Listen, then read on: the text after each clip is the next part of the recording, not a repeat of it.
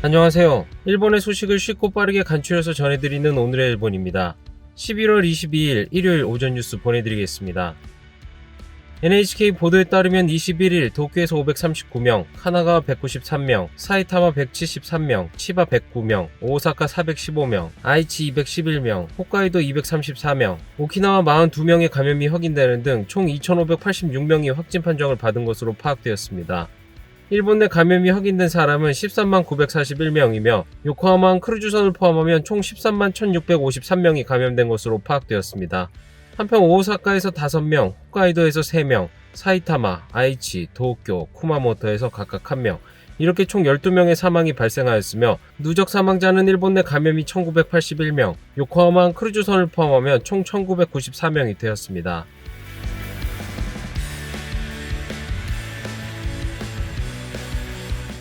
이날 도쿄에서는 539명의 신규 감염이 확인되었습니다. 10세 미만부터 90대까지의 남녀 539명이 신규 확진 판정을 받은 것으로 파악되었으며 이 중 331명은 감염 경로가 파악이 되지 않거나 조사 중이고 208명은 기존 감염자의 밀접 접촉자로 확인되었습니다.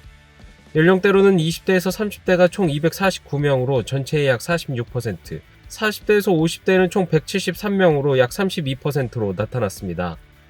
감염 경로로는 가정 내 감염이 95명으로 가장 많았으며 직장 내 감염이 35명, 회식에서의 감염이 19명, 시설 내 감염이 12명 등으로 확인되었습니다. 한편 이날 60대 남성 1명의 사망이 발생하였으며 현재 중증 환자는 3명 증가한 40명, 입원 환자는 25명 증가한 1375명으로 파악되었습니다. 이로써 도쿄의 누적 확진자 수는 37,317명, 누적 사망자 수는 478명이 되었습니다. 다음 소식입니다. このペース4週間続きますと、新規の陽性者数は約 3.1 倍、約1020人パーデーですけれども、この程度発生する。1000人というふうな1日ですね、数になると、これはもう東京の医療は持たないだろうと。国民の皆様にはぜひ、秋の我慢の3連休としていただきたい。 이번 주 감염 경계 레벨이 가장 심각한 감염이 확대되고 있다로 인상된 도쿄. 3연휴의 첫날인 이날 도쿄에서는 과거 최다인 539명의 감염자가 발생하며 3일 연속 500명 이상의 감염자가 확인되었습니다. 이날 도쿄 시부야구에 위치한 요요기 공원에서는 대형 이벤트가 열렸습니다. 올해로 8회째를 맡고 있는 스페인 문화를 소개하는 이 행사는 매년 10만 명 이상이 관람하며 스페인 요리, 와인, 플라멩고 등 스페인의 매력을 마음껏 느낄 수 있습니다. 도쿄에서 감염이 확대되고 있는 가운데 왜 개최를 단행하였을까요? 今年に関しては中止の方向で考えていたんですけれども、イベントがこのままできなくなるっていう世界はちょっと考えられないと。 지금까지 무료였던 입장료를 올해는 1,000엔을 받음으로써 입장객을 줄이는 힘든 결정을 하였다고 합니다. 또한 사람이 많이 모여 밀집이 되기 쉬운 환경을 극복하기 위해 접촉 확인의 필수 설치 및 체온 측정, 그리고 세균 미스트가 분무되는 시설의 설치 등 다양한 감염 방지 대책을 마련하였습니다. 이렇게 취할 수 있는 감염 방지 대책을 마련한 이벤트이지만 역시 음식과 술이 들어가자 마스크를 벗고 있는 시간이 길어지고 있습니다. 私はね、だからちょっと陽気になっちゃうんで、だから一人で来ます。お友達も誘わずに。 한편 도심으로부터 약 1시간 반 거리에 있는 단풍의 명소 미타케산에는 단풍을 보기 위해 많은 사람들이 찾았습니다. やっぱり3連休、ぼちぼち来てまして、朝からも賑わってる状況です。 입구가 좁아 밀집이 되기 쉬운 우려도 있어 각 점포에서는 감염 대책을 더 강화하였습니다. テーブルも間引きして椅子も抜いてね、パーテーションもつけてますし、換気扇もついてますのでね、安心してみんながお寄りいただけるようにね。コロナの中ですけど山の中なんで大丈夫かなと思って来ちゃいました。 연말을 앞두고 송년회 시즌이 다가오고 있는 가운데 걱정의 목소리도 들려오고 있습니다. 12月1件もまだ予約が入ってない状況になってまして、この先1月2月に向けてどうやってこの店を運営していこうかっていうところはすごく悩んでるところですね。忘年会はないですね。今のところはないです。20人とか30人とかそういう飲み会はもうしないようにしてます。 다음 소식입니다. 도쿄, 오사카, 사이타마, 효고, 치바에서 과거 최다 감염자가 발생하며 심각한 감염 상황이 연일 이어지고 있는 가운데 이날 저녁 정부 대책본부가 열렸습니다. 이날 대책본부에서는 고투 캠페인 운영의 재검토로 궤도의 수정이 있었지만 스가 총리는 감염 확대 방지와 경제 회생을 양립하는 자세는 견지하였습니다. 感染拡大一定レベルに達した地域では、その状況を考慮し、都道府県知事と連携し、より強い措置を講じます。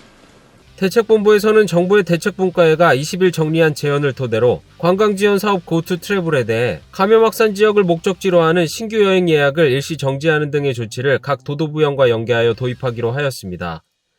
다만 구체적으로 어느 지역이 일시적 중단의 대상이 되는지에 대해서는 밝히지 않았습니다.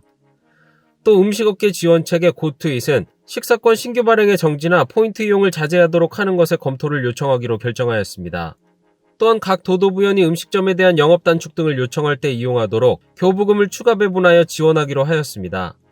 ぜひこのマスクを皆さんが会食する際も含めてマスク着用を心からお願いを申し上げたい、このように思います。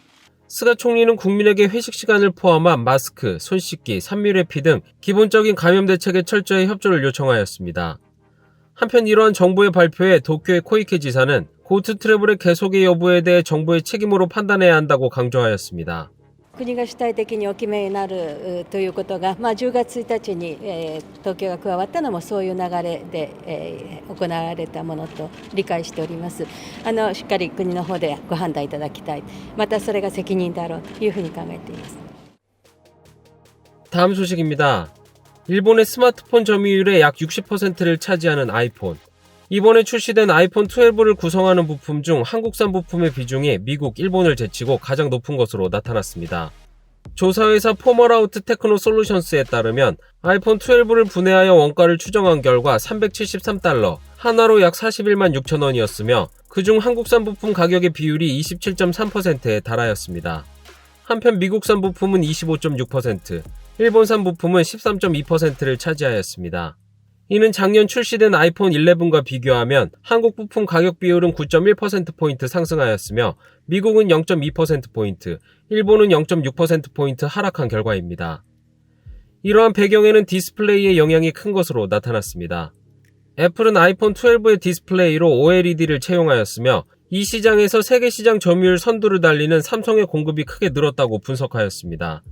한편 애플의 주요 장치 공급업체였던 재팬 디스플레이는 이번 12 시리즈에서는 제외가 되어 참여하지 못하였으며 소니, 파이오니아 등 일본 업체들이 개발에 앞섰으나 투자 경쟁에서 밀려 한국 기업의 동무대가 되었습니다. 패널 이외에도 삼성전자의 플래시 메모리와 SK 하이닉스의 D램도 채용되어 한국 기술의 강점을 부각시켰습니다. 이들 부품의 가격은 삼성 디스플레이의 OLED 패널이 70달러, 삼성전자의 플래시 메모리가 19.2달러, SK 하이닉스의 D램이 12.8달러로 추정되었습니다. 한편 일본 기업은 소니의 카메라 화상 센서와 무라타 제작소 등의 세라믹 콘덴서 등이 채용되었으나 큰 비중을 차지하지 못하였습니다. 다음 소식입니다. 독일 베를린에 설치된 평화의 소녀상의 철거를 위해 자민당 국회의원들이 대거 나서 성명을 보낸 사실이 확인되었습니다. 자민당의 이나다 토모미 전 방위상, 타카토리 슈이치 중의원 의원, 아오야마 시게하루 참의원 의원 등 82명이 이 성명에 참여하였으며 이 성명은 소녀상이 설치된 베를린시 미테구청장과 구의회 의원에게 메일로 보내졌습니다. 이들이 보낸 성명에는 위안부 동상을 예술작품 또는 전시 성폭력 피해자 일반에 대한 표현이 아니라 일본만을 표정으로 삼는 일본의 존엄을 일방적으로 상처주고 있다라고 지적하며 미테구가 일방적인 정치적 지지를 표시한 인상을 주고 일본과 독일 간의 우호관계에 악영향을 미칠 수 있다라며 경고하였습니다. 미테구에 설치된 소녀상은 독일의 시민단체 코리아 협의회가 9월 말 설치하였습니다. 이에 모테기 외무상이 10월 독일의 하이코마스 외무장관과 통화로 철거를 요청하여 설치 허가 취소가 되었습니다. 그러나 시민단체 측이 설치 허가 취소 결정 효력 정지를 법원에 신청하여 판결이 나올 때까지 철거는 보류 중에 있습니다. 다음 소식입니다. 올해 자민당 총재 선거에서 스가 총리에게 패한 이시바 시게루 전 간사장은 20일 열린 강연에서 자신이 끝났다고 생각하지 않는 한 끝난 것이 아니다라며 총재 선거에 재출마 의욕을 나타냈습니다. いろんな報道があります。石破茂は終わったのかとかね、大きなお世話だ。誰が何と言うと、自分が終わったと思わない限りは終わらない。私は本当にそうだなと思いました。 20일 도쿄 도내에서 정치자금 파티를 연 자민당의 이시바 시게루 전 간사장은 올해 9월 총재 선거에서 패배를 언급한 뒤 자신이 끝났다고 생각하지 않는 한 끝나지 않는다라며 다음 총재선거 제출마 뜻을 내포하였습니다. 또한 기자단에게 지방 활성화나 헌법, 안전보장도 아직 하지 않은 것이 많이 있다라고 강조하였습니다.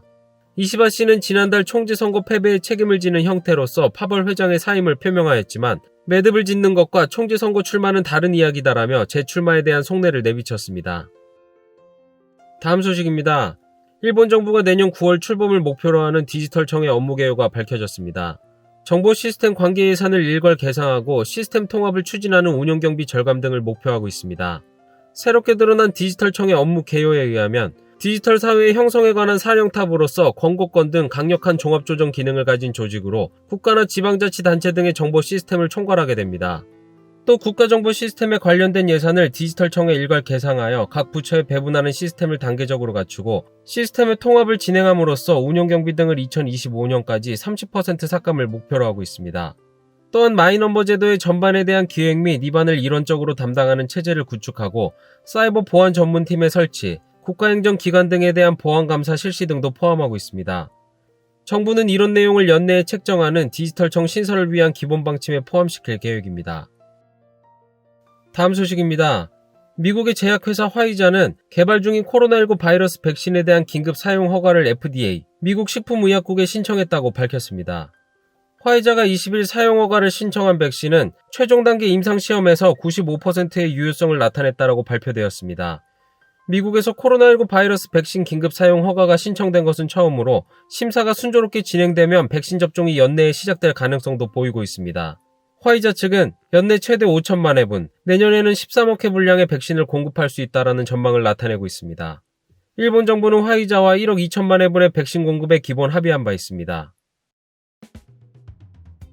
오늘의 일본 소식은 여기까지입니다. 오늘도 즐거운 하루 되시길 바라겠고요.